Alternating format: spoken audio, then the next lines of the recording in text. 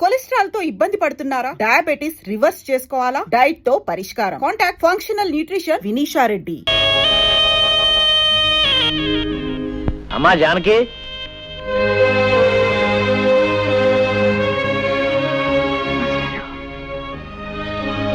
ఏమ్మా కులాసయ్యనా?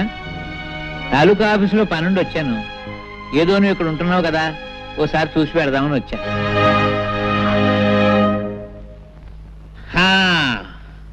అబ్బో, ఇల్లు చాలా బాగుందమ్మా, చాలా పెద్ద ఇల్లు. ఈ సోఫాలు, కుర్చీలు, టేబుల్స్, లైట్స్ చాలా ఖరీదుంటాయనుకుంటాను. చాలా సంతోషం తల్లి. మీ నాన్న ఏడుస్తూ అన్నాడు, ఒరే పంతులు, పెద్దది ఎలా చేసింది ఏంట్రా అన్నాడు. నేనన్నాను, ఊరుకోరా పిచ్చోడా, అదేం తెలివి తక్కువది కాదు, ఏదో గొప్పతనం లేదే ఇంత పని చేస్తుందా అని నేనన్నాను. నేను అన్నది కరెక్టేనమ్మో, లేకపోతే ఆ పేదరాంబాబు నీకు ఇవన్నీ ఎక్కడ తెచ్చి పెట్టగలడు? అమ్మా అతను అదే ఇంతకీ అతను ఏమన్నాడు జానకమ్మ తల్లి? భర్త అనడానికి కుదరదు, ఎందుకంటే అతను నీ మెడలో తాళి కట్టలేదు కనుక. పోనీ నేను అతని భార్య అందామా, అది కుదరదు. ఏమనాలబ్బా? ఏమిటో ఏమనాలు యథోపరికి తోచావడం లేదు. పాఠాలంటే చెప్తాను గాని భాష గురించి అంతగా తెలియదమ్మా. పోనీ ఏమనాలో నువ్వు? అదేమిటమ్మా, అదేమిటి ఎడుతున్నావా? Silence silence silence. నువ్వేదో ఆనందంగా సుఖంగా ఉన్నావేమో చూసి పెడదామని నేను వస్తే ఏడుస్తావేమిటమ్మా? Silence silence. అమ్మా ఏడవకూడదు. మాస్టారు, నేను తప్పు చేశాను మాస్టారు, తప్పు చేశాను. చచ్చా ఏడవకమ్మా, చేసిన తర్వాత తప్పని తెలిస్తే ప్రయోజనం లేదమ్మా. చూడమ్మా, నీకు గుర్తుందో లేదో, నీ చిన్నప్పుడు చదువుకునేటప్పుడు వేమన శతకంలో పద్యం, కులములోన ఒక్క గుణవంతుడుండిన కులము వెలయు వాని గుణము చేత. ఆ పద్యం నువ్వు తప్పు చదివితే నిన్ను నేను బెత్తంతో కొట్టాను. మరుసటి రోజు కరెక్ట్గా అప్పచెప్పావు. కానీ నీవు ఇప్పుడు పెద్దదానివి, బెత్తంతో మందలించవలసిన వయసు కాదు నీది. సరిదిద్దడానికి వీలున్న తప్పు కాదు నువ్వు చేసింది. అది పద్యం, ఇంకోసారి చదివితే వస్తుంది. కానీ ఇది జీవితం. ఇంకో జన్మ ఎత్తితే గాని చేసిన పొరపాటు సరిదిద్దబడదమ్మా. ఈ జన్మకింతే. Silence silence. అమ్మా మాస్టారు, బాగున్నారా మాస్టారు?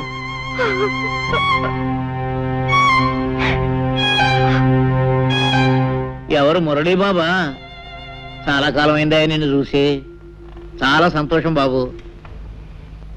నీలో బాగా మార్పు వచ్చేసిందే. నీకు గుర్తుందా, చిన్నప్పుడు నువ్వు చదువుకునేటప్పుడు నేను ఇచ్చిన పాఠాలు నువ్వు గడగడ అప్పచెప్పేస్తుంటే మా మురళీబాబు చాలా తెలివిగలవాడు, బాగా చదివేసి పెద్ద పెద్ద ఉద్యోగాలు సంపాదించేసి కలెక్టర్ ఉద్యోగాలు అవి చేసేసి మా ఊరికి పెద్ద పేరు తీసుకొస్తాడని నేను అందరికీ చెప్తుండేవాడిని. కానీ బాబు, మన ఊరి పేరు, పరువు, ప్రతిష్ట ఇలా బజారు పాలు చేస్తావని అనుకోలేదయ్యా. మాస్టారు, అర్థమైంది మాస్టారు, మీరేమంటున్నారో అర్థమైంది. చూడండి, మేమేదో కాని పని చేశామనో చేయకూడని పని చేశామనో మీరందరూ అనుకోవటంలో తప్పు లేదు. కానీ ఒక్క విషయం ఆలోచించండి, ఆమెకు తన భర్తతో సుఖం లేదు. ఆమె లేకుండా నేను బ్రతకలేను. అందుకే అర్థం లేని ఈ కట్టుబాట్లని కాదనుకొని మేమిద్దరం కలిసి ఒక నిర్ణయానికి వచ్చి ఈ పని చేశాం. మేము చేసిన దాంట్లో తప్పే ఉంది. ఏమిటి ఏమిటి బాబు, నువ్వు చేసిన దాంట్లో తప్పేమీ లేదంటావా? ఆ సంగతి ఆ పిచ్చి పిల్లలకు చెప్పవా బాబు? చూడు, ఏదో తప్పు చేశానని ఏడుస్తుంది పాపం. చూడు నాయనా, ఒక ఆడ మగ కలిసి కాపురం చేయడానికి రూపం, డబ్బు ముఖ్యం కాదయ్యా. అవే ముఖ్యం అయితే ఈ పవిత్ర భారతదేశంలో ఇన్ని సంసారాలు చల్లగా ఉండవు, ఉండబోవు. భర్తలో ఏదో లోపం చూశానని భార్య భర్తను వదిలేసి, భార్యలో ఏదో లోపం చూశానని భర్త భార్యను వదిలేస్తే మన సాంప్రదాయాలకి ఆచారాలకి అర్థం లేదు, మనకు బ్రతుకు లేదు నాయన. బాబు, అన్నేళ్లు లంకలో ఉండి నా భర్త వస్తాడు, నన్ను రక్షిస్తాడని ఆశగా ఎదురు చూస్తూ జీవించింది కాబట్టే ఇన్ని వేల సంవత్సరాలైనా సీతాదేవిని ఇంకా దేవతగానే కొలుస్తున్నాం. భర్త కుష్ఠరోగైనా నెత్తి మీద పెట్టుకుని అష్టకష్టాలు పడింది కాబట్టి సుమతిని మహాపతివ్రత అన్నాం. బహుశా వాళ్ళు నీ అంత తెలివిగలవాళ్ళు కాకపోవచ్చు. చివరికి ఖచ్చితంగా నేను చెప్పేది ఏమిటంటే, ముమ్మాటికి నువ్వు చేసింది తప్పు తప్పు తప్పు. మాస్టారు, ముసలివాడిని, నేను ఏదైనా పొరపాటు మాట్లాడుంటే మన్నించు.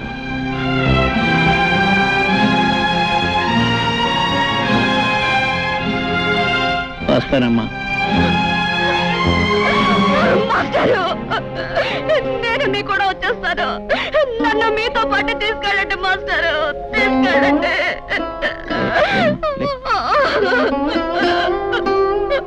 మాస్టారు, ఏమిటమ్మా, ఏమిటి పిచ్చి తల్లి?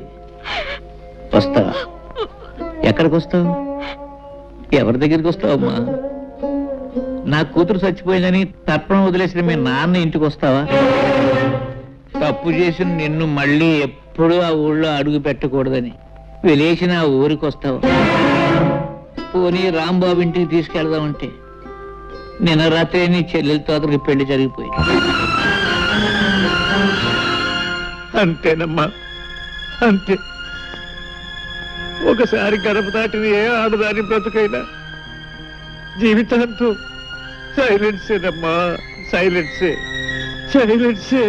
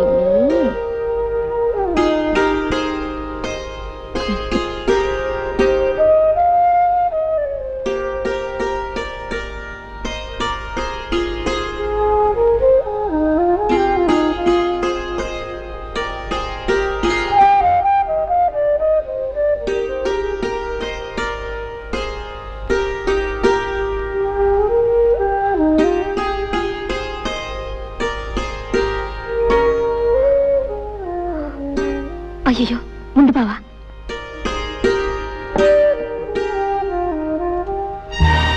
ఈ గదిలో ఒక్కగానే ఉంది, ఒక ఫ్యాన్ కొనుక్కోవచ్చుగా.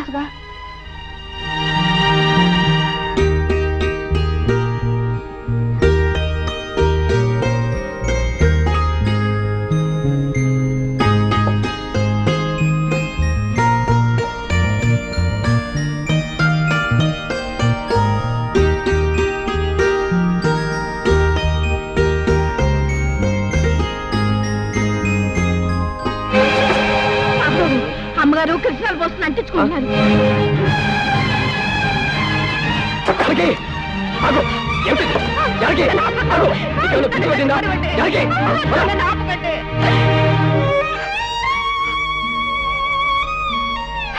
అయిన వాళ్ళందరినీ కాదనుకొని నాతో వచ్చింది చచ్చిపోవటానికి. ఆ జానకి కాదు, కానీ గడప దాటినాడే నేను చచ్చిన దాంతో సమానమని తెలుసుకోలేకపోయాను. అసలు అసలు తప్పంతా నాది చిన్నబాబు. జరిగింది తప్పే అయితే అందులో ఇద్దరికీ సమానమైన బాధ్యత ఉంది. నాతో రమ్మనమని అడగటం నా తప్పైతే రావటం నీ తప్పు. నా కూడా రావటానికి నీకున్న ధైర్యం నాతో జీవితం పంచుకోవటానికి లేకపోయింది. జానకి, ఇప్పుడు నువ్వు చచ్చిపోతే నిన్ను లేవ తీసుకొచ్చానన్న చెడ్డ పేరుతో పాటు నీ చావుకు కారణమయ్యానన్న అపకీర్తి కూడా నాకు వచ్చేది. ఇప్పుడు నీ మనసు నాకు పూర్తిగా అర్థమైంది. నువ్వు నాతో కలిసి జీవించలేవు. అందుకే నువ్వు తిరిగి మనూరు వెళ్ళిపో. ఎక్కడికి వెళ్ళను, ఎవరింటికి వెళ్ళను. ఎవరింటికి వెళ్ళక్కర్లేదు జానకి. ఊరు బయట ఉన్న తోటలో నాకు చిన్న ఇల్లు ఉంది. అందులో నువ్వు సుఖంగా ఉండడానికి అన్ని ఏర్పాట్లు చేస్తాను. నీ వాళ్ళెవరో నీతో మాట్లాడకపోయినా కనీసం కళ్ళెదురుగా అయినా కనిపిస్తారు.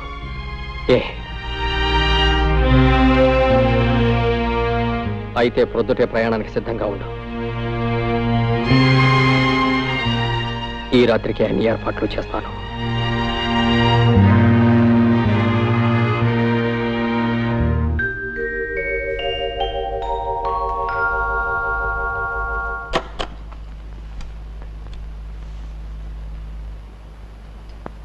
నేను వెళ్తున్నా చిన్నబాబు,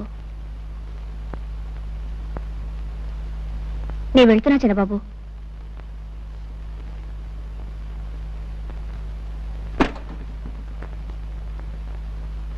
చిన్నబాబు, చిన్నబాబు,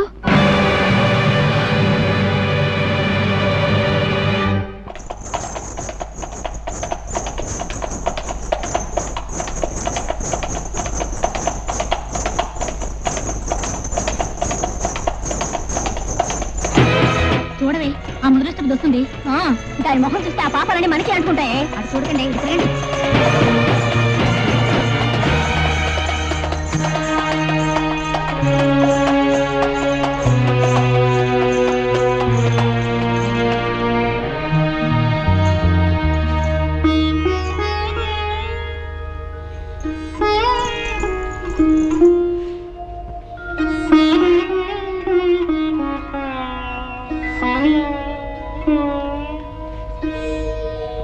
ఆవిడ గారు వచ్చిందట, తెలిసిందా? ఎవరెవడే? పెద్ద తెలియనట్టు అడుగుతావే. అదే ఆ జ్యేష్ఠాలమ్మ మళ్ళీ తగలడిందటగా. చేస్తాలమ్మా, ఆ పేరు ఇప్పుడు వినలేదే. ఇదిగో ఇలాంటి సమాధానాలు చెప్తే నాకు ఒళ్ళు మండుకొస్తుంది. చిచి, మళ్ళీ ఊరు రావడానికి మనసు ఎలా ఒప్పిందో. అంత సిగ్గుమాలను పనిచేసిన తర్వాత కూడా. రామరామ. ఏంటో రామరామ కృష్ణ కృష్ణ, అసలు విషయం ఏంటి చెప్పు. అట్నుంచటే పోతుందనుకున్నాను. ఆవిడ గారి గురించి ఇక్కడ ఎవరు బెంగ పెట్టుకున్నారని వచ్చింది మళ్ళీ. ఆవిడ గారు ఈవిడ గారు ఏమిటో గోల, అసలు సంగతి సూటికి చెప్పు. ఎందుకు రాద్దాంతం? అవును, ఇంతకు ఎవరావిడ? ఇంకెవరు? ఆవిడే, ఆ జానకమ్మ గారు. ఒకప్పటి మా అక్కయ్య గారు. ఊరవతల తోటలో ఉందట. నువ్వు చూడలేదా? లేదు. అయినా ఆవిడ విషయం మనకెందుకు? వస్తే ఎవడకు కావాలి, రాకపోతే ఎవడకు కావాలి. అవునులే. ఇదిగో నువ్వు గాని ఆ చుట్టుపక్కలకి వెళ్ళినట్టు తెలిసిందో నేను ఊరేసుకొని చచ్చిపోతాను, గుర్తుంచుకో. నీకేమైనా పిచ్చి పట్టిందా? నేను ఎందుకు వెళ్తాను? అయినా ఒకసారి మనల్ని కాదని వెళ్ళిపోయిన మనిషి గురించి మాట్లాడడం అనవసరం. ఏదో ఆపుకోలేక అన్నాను.